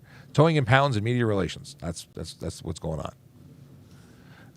Earlier, we had Erin Urquhart, TPS_Bikehart, parking enforcement officer extraordinaire, who is here joining us with her knowledge and awesomeness. We have a question that says, can I fuel remap my car? This is a good question while Sergeant Campbell is here, because I would say yes, as long as it meets emissions after it's done. Is that a good guess? Yep, absolutely. As long as it doesn't change the parameters that your vehicle was originally allowed with, yes, you can change it. Fuel mapping is done by manufacturers to meet a varied number of conditions criteria. Your car should be able to operate in the desert and way up north in Alaska. And so it meets very general conditions. If you want to tune it for a specific purpose that does not change the emissions standards on it, then it's not a problem. And if you do, it becomes a problem. It's not a problem until it's a problem. I'm curious. We were talking about this earlier being a lot earlier, like yesterday after the show. What's the best time to go live? Now, I know that a vast majority of TikTok users go watch lives in the evening. We don't work in the evening. Would the evening be better? Would you actually want to see us at 7 p.m. instead of 7 a.m.? I don't know. It's a question I have for you. Maybe we'll put up a poll in a video afterwards. So please, if you see a poll from us talking about when to go live, let us know when would be the ideal time, either in the comments in that video that I've yet to record or in the poll, which I've yet to produce. But things I want to talk about, you can throw it into the chat now. I'm curious to know, but even better if we can record it in the poll. What's the new rule of driving on your phone? There's no new rule, but we've been hearing. There was a Carl Hansky video that's been making its rounds. It was new a couple of years ago, but the rule is that you can't use your handheld communication device. You can't use your handheld entertainment device, you can't view a screen, of an entertainment device, somebody else's phone, even if you're not holding it. And that law has been law for many years. It kept going up. It started, I think, at 125, then went to 150 or 175. It's been gradually increasing. It's now at $615. Comes with 3-day suspension on conviction and 3 demerit points. It is not a good thing to have on your record. And there's no change this year. I just think it's an old video that's recirculating. Carl Hansky, just so you don't know, is one of our local news reporters out here. We have the opportunity to talk to him lots of times. I should call him. Let's see here. Studded tires on 400 to 400 to DVP to downtown. No. You can only have studded tires if you live in Northern Ontario. Well, it doesn't include where we live in here with 400 or 400. Now, you can travel through. If you're someone who lives in Northern Ontario and you're visiting, then you actually can drive through, but you can't stay here. I believe it's 30 days maximum that you can travel into Southern Ontario with studded tires, but you have to live in Northern Ontario, which includes Algoma, Cochrane, Kenora, Manitoulin, Nipissing, Parry Sound, Rainy River, Sudbury, Thunder Bay, and Temiskaming. Never say that right. I always question myself and I always doubt myself. So then I just say it 7 times and make it a thing about it. Okay. And you have to be careful if you're traveling outside the province. Some provinces will not let you travel at all with one, and even to pass through, even though it's legal here in certain places. Chops up the road. Nobody wants it. What is a special constable? It's a constable who's special. It's obvious, isn't it? Is that you? Are you special? Yes, but not the right kind of special. So I am going to describe for you what a special constable is. So as a police officer, we have certain authorities. As a civilian, you have certain authorities like citizen's arrest. Special constable has expanded authority than a civilian, but retains their civilian status when they go out, when they're not on duty. Both the sergeant and I were court officers. Court officers for the Toronto Police were special constables. And as such, we had the ability to arrest based on those expanded powers. We had closer to police powers. But again, off duty, we were just civilians. Police officer is a police officer 24/7. And not only are they a police officer with expanded powers, they've expanded responsibilities, which means we're obligated to act. And if we violate those rules, we're actually held accountable under the Police Services Act. Now, I think that other ranks are being now included in the Police Services Act, such as auxiliaries and court officers or special constables. Yeah, I believe that has changed. And each special constable has limited duties. So Toronto Transit Commission special constables, they're officers that work in the transit community. Mm-hmm. They are allowed to enforce the laws, only certain laws. Mm-hmm. Metrolink special constables, University of Toronto special constables, same thing. They're allowed to do different things, and it has to be the police chief of the jurisdiction that allows them, extends those powers to them, and they're very limited, and could be for a limited time, and could be for a limited purpose. And in relation to property, that is, for instance, TTC special constables work in relation to their property or vehicles, but they can't just drive everywhere and do everything. Like they only have those powers in certain situations. So they need to know what those are. And you know what? We have special constables that work for Toronto Police, and they have different powers as well. And some of their powers is actually expanding. We have officers out there that are able to direct traffic now. We have officers out there that are able to take custody of people that have been arrested and retain custody of them. So it's cool. It's good stuff. It's ultimately bringing more people to the party to help serve the communities that we serve and protect. Question from E.T., who is phoning home.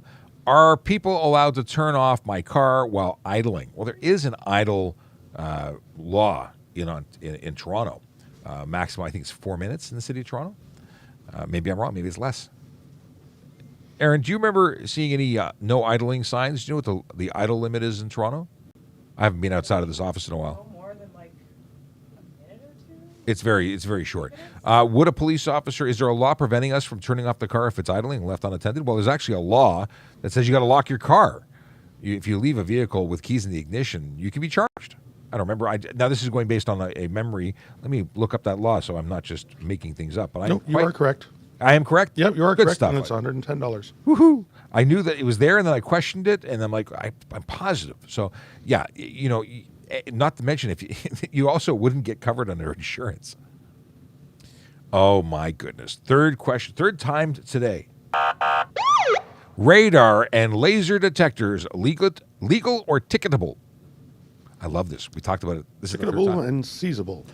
Yeah, ticketable and seizable. And searchable. Yes, it's all of those things. Somebody asked if I put it in my trunk, is it legal? No, you can't. You can't buy, sell, possess, use those items. The only time you can legally have one is if you're the manufacturer transporting it in sealed, original sealed container outside of the province. You're shipping it to your customers outside of the province. But that's because many of them are manufactured here. Bell, I believe, manufactured them here.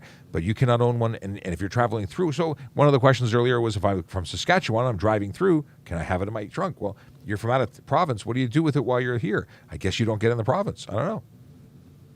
You can still be charged. Granted, I wouldn't know you have it if it's in the trunk not being used. But is it legal to be there? No. Because you still have to comply with the laws while you're visiting. It's $170 and 2 demerit points. And if you get caught, you lose the item, which could be hundreds of dollars. Does the C phone ticket get reported to insurance? So your cell phone ticket on conviction will come with a suspension and demerit points and show on your conviction, which your insurance company can see. So they'll see both a conviction and they will see a suspension. So it's like 2 for the price of 1. Don't use it. Don't do that. Is Aaron the bike cop? Oh, this is not a question. Someone asking for a friend if you're single. And I know the answer, and she's confirming with the no. I also know her. What do we call him? Is he your partner? It's my partner. Yeah, partner. I never know what's politically correct anymore. I say things and people get offended. I say a lot of things and offend a lot of people. What should you do if your gas pedal is stuck? Oddly enough, this was just an episode that I watched. I was watching season 3 of Chips, because I love Chips. I was rewatching it on the plane on the way home from California. And Ponch was riding next to a person towing over. Oh, they were an MG convertible towing. What were they called? The parasailing, not parasailing, catamarans. They had 2 catamarans on a tiny trailer being towed by a tiny car. Anyway, what did they do? Well, what he said was turn off the ignition and gear down. What do you think, Sarge? What would you do if your gas pedal was stuck? Yeah, this sorry. This kind of comes back to the issue that Toyota was having with their floor mats, and with a push button ignition, they won't allow you to turn it off. Wow. So pop it in neutral. You are safer to have your engine over rev and ruin your engine than you are to continually accelerate and smash into something that is not moving. So the risk there, yes, you may ruin your car, but you're still alive. Yes, living to tell the story is much better. If you have a non-push button ignition, or if there's an override in your car, and some of them are made that way, you can switch it off. Good to know. Good to know. I like that. I would imagine in neutral you would be able to switch it off. I know you can't even drive. I don't know. This is stuff that I hope to never have to find out about. But things you want to find out about? Somebody else test it, not on the road, and tell me. So, first of all, if that happens to you, no matter what, steer the car. Yes. Keep control of your car. Both if the car eyes is open. accelerating, make sure you control the car. It's kind of like pilots when they have an issue, fly the plane first, and then figure out the problem. Mm-hmm. Steer the car first, and then figure out the way to do it. These are good. I love the questions. We get such great questions here. Harry just jumped in by YouTube and said hello. Well, he said hello, sir, but there's sirs and ma'ams and all people here, so I'm adjusting for our audience. Adele wants to know, how was the trip, Sean? The trip was amazing. It was too short and too long all at the same time. Being away from my family was not fun, but being with my brother, who's also family in LA, and getting to meet the cast of Chips was awesome. So it's one of those bucket list things that was never on my bucket list until it became a bucket list add-in, and I got to cross it off right away. Drive with cats on dash. If you mean a feline cat, that's an interesting question. If you mean your catalytic converters, they are not installed properly. Both are a bad idea.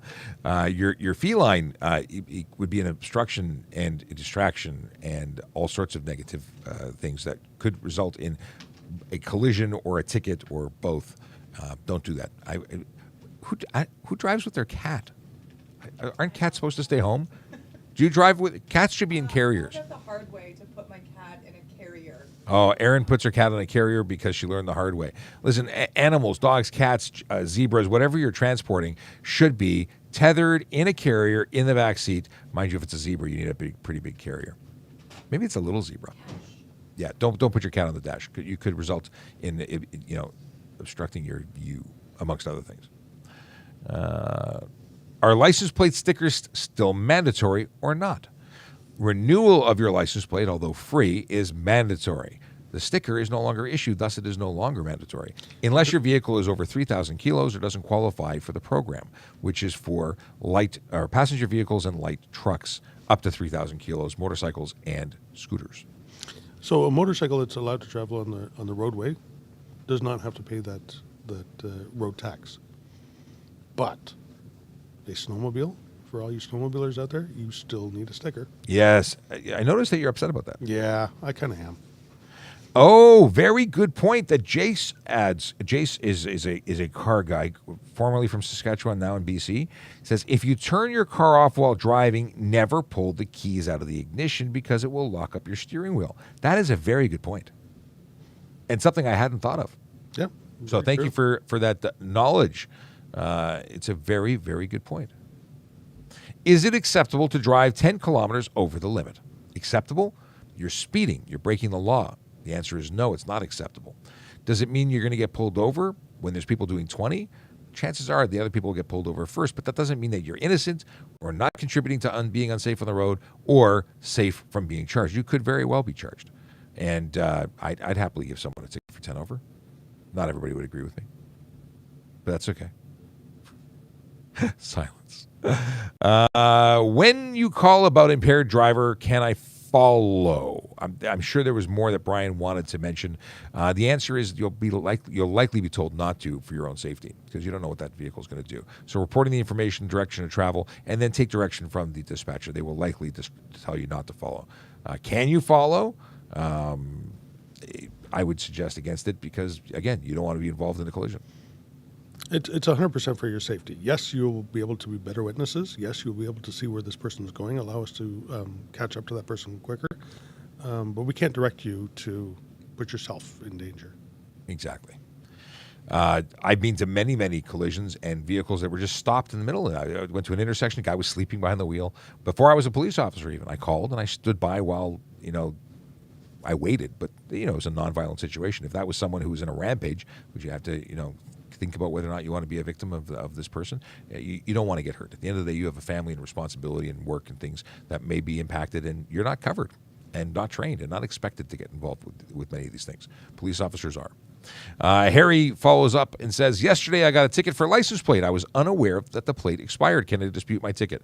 Well, unfortunately, you being aware of it or not is not a defense. But there is a system in play. Yeah, you can go to the Ontario Ministry of Transportation. In fact, you can go to trafficcop.ca. At the bottom, there are links to where to sign up for this and where to renew. But you can sign up to have an email, telephone, text message. Like there's a ton of different options to be notified electronically of when your license is going to expire, your license plate is going to expire, and your health card. All of those things are under the ministry or the Ontario government, and it's one system to remind you of everything so you never get that again.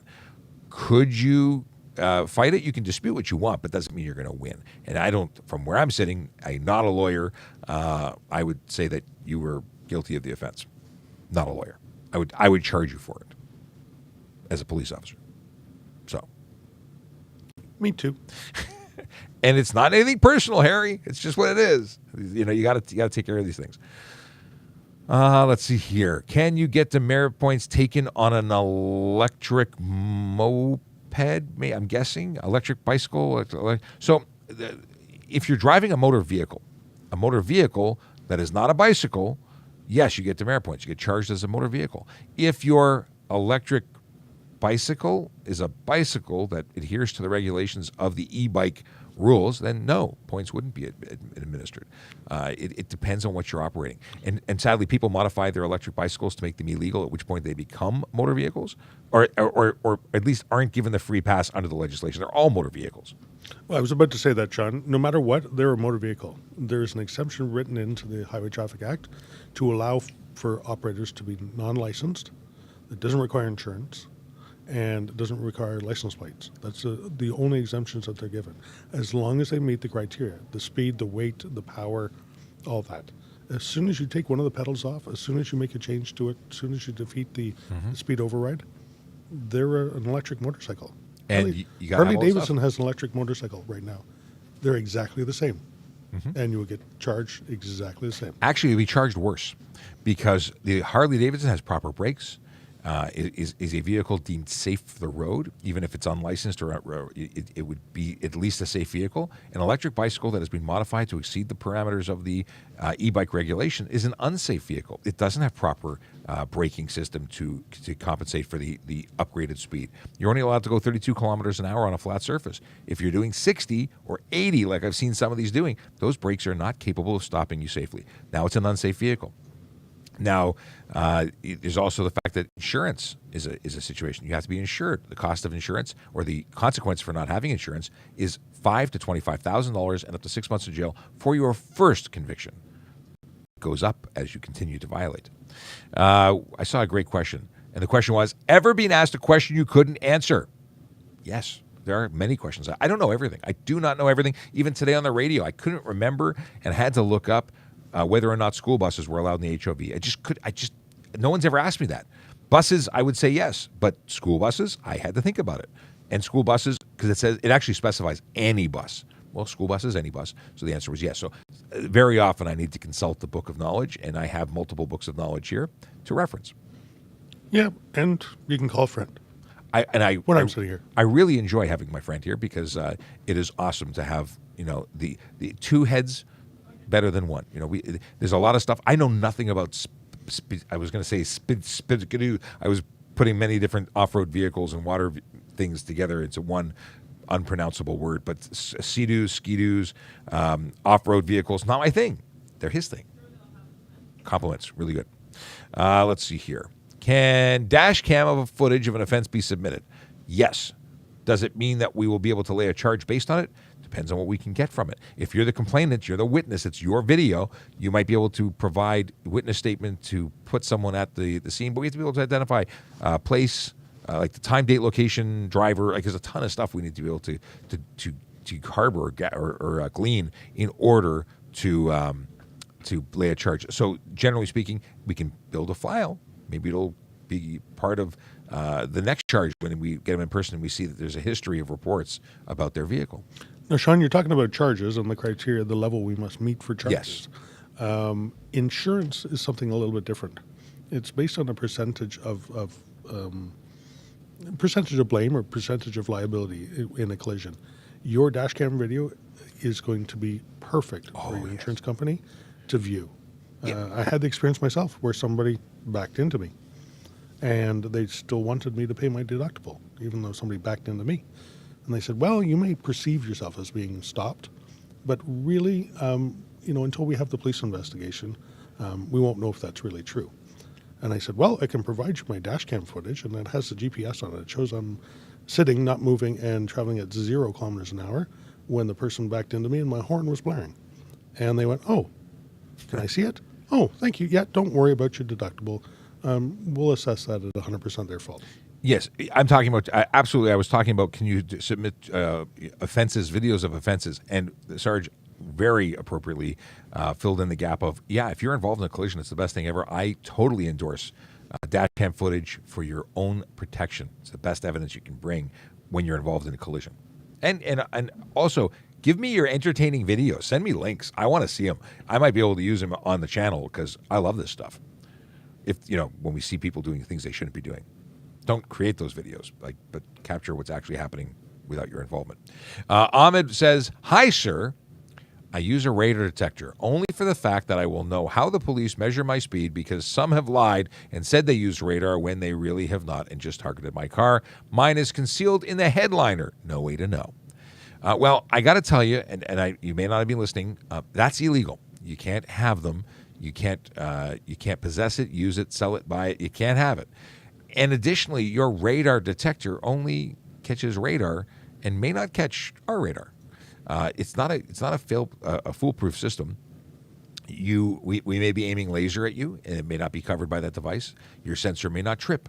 It doesn't always work. Sometimes the radar device may be on a band that isn't being used by us. It may be an older device.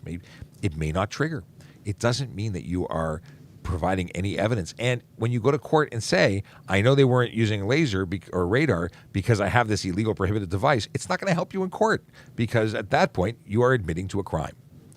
And I guarantee you, if it does go off while we're conducting traffic enforcement and we see a rapid decrease in speed, that's a clue to something that we may believe that is in there. Even though we can't see it, if we have enough grounds, we can search you and your vehicle and all parts of your vehicle. Yeah. Everywhere. And we don't put your vehicle back together. That's up to you. Just remember. Now, Ahmed said, how come my local Best Buy sells them then?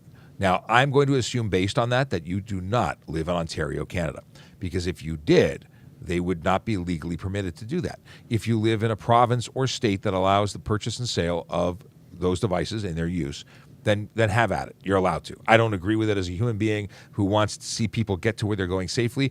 I want to catch the people who are creating unsafe road conditions by engaging in things like speeding, aggressive driving, distracted driving, and impaired driving. And Ahmed says he lives in Oshawa. So guess where I'm going to go? I want to go see why Best Buy is selling radar detectors in Oshawa. That's an interesting conversation. What location are you at there?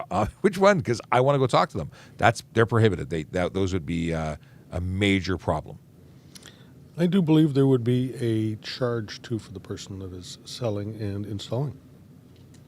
Absolutely. Maybe we should take a drive out to Oshawa. I think that'd be a great TikTok video. I think we should go. Yeah. Okay, we have a project. Thanks, Ahmed. I appreciate you inspiring content. I'm just having a look at the clock. It's 11:13. We've been having so much fun that we've gone overtime. Thanks for hanging out with us. Really, really appreciate it. We will be back tomorrow at 10 o'clock to 11 o'clock. Doing the show over again. If you don't already follow us, please do. We'd love to have you as part of the fam. We go live. It will notify you if you are a follower, if you are subscribed. So subscribe. And if you can, share this with somebody that you care about, somebody that you think would benefit from having access to a police officer or police officers and parking enforcement officers to get their questions answered. Because if you have a question, guaranteed they've got a question too. You have fewer questions because you've spent time here. You now know stuff that you can share, and it can also make you really cool at parties. I'm told. Boss Lady says, can you record your trip? Oh, if we go to Best Buy? Yeah, we'll create content there for sure. Absolutely. All right, we're out of here. I'm going to leave you with a song that I leave you with every day. And a bye from me and a bye from Erin. Yes, it's a bye from everybody. Erin's waving. And she probably would have come back had we not given her seat away. That's okay. She wanted, she really didn't want to be. No. No, it's all good. All right, back tomorrow. See you then.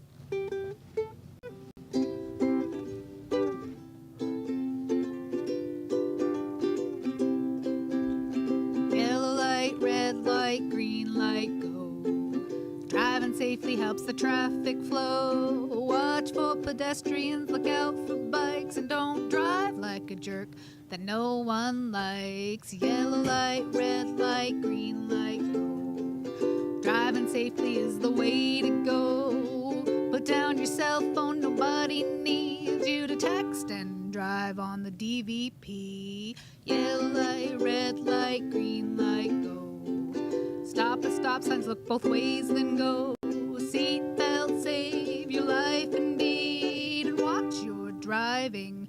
Don't speed. Yellow light, red light, green light, go. Driving safely is the way to go. Don't drink and drive or smoke some weed, because you might go to jail and not get free. Yellow light, red light, green light, go. Driving safely helps the traffic flow. It's been a blast. We'll see you tomorrow. 9.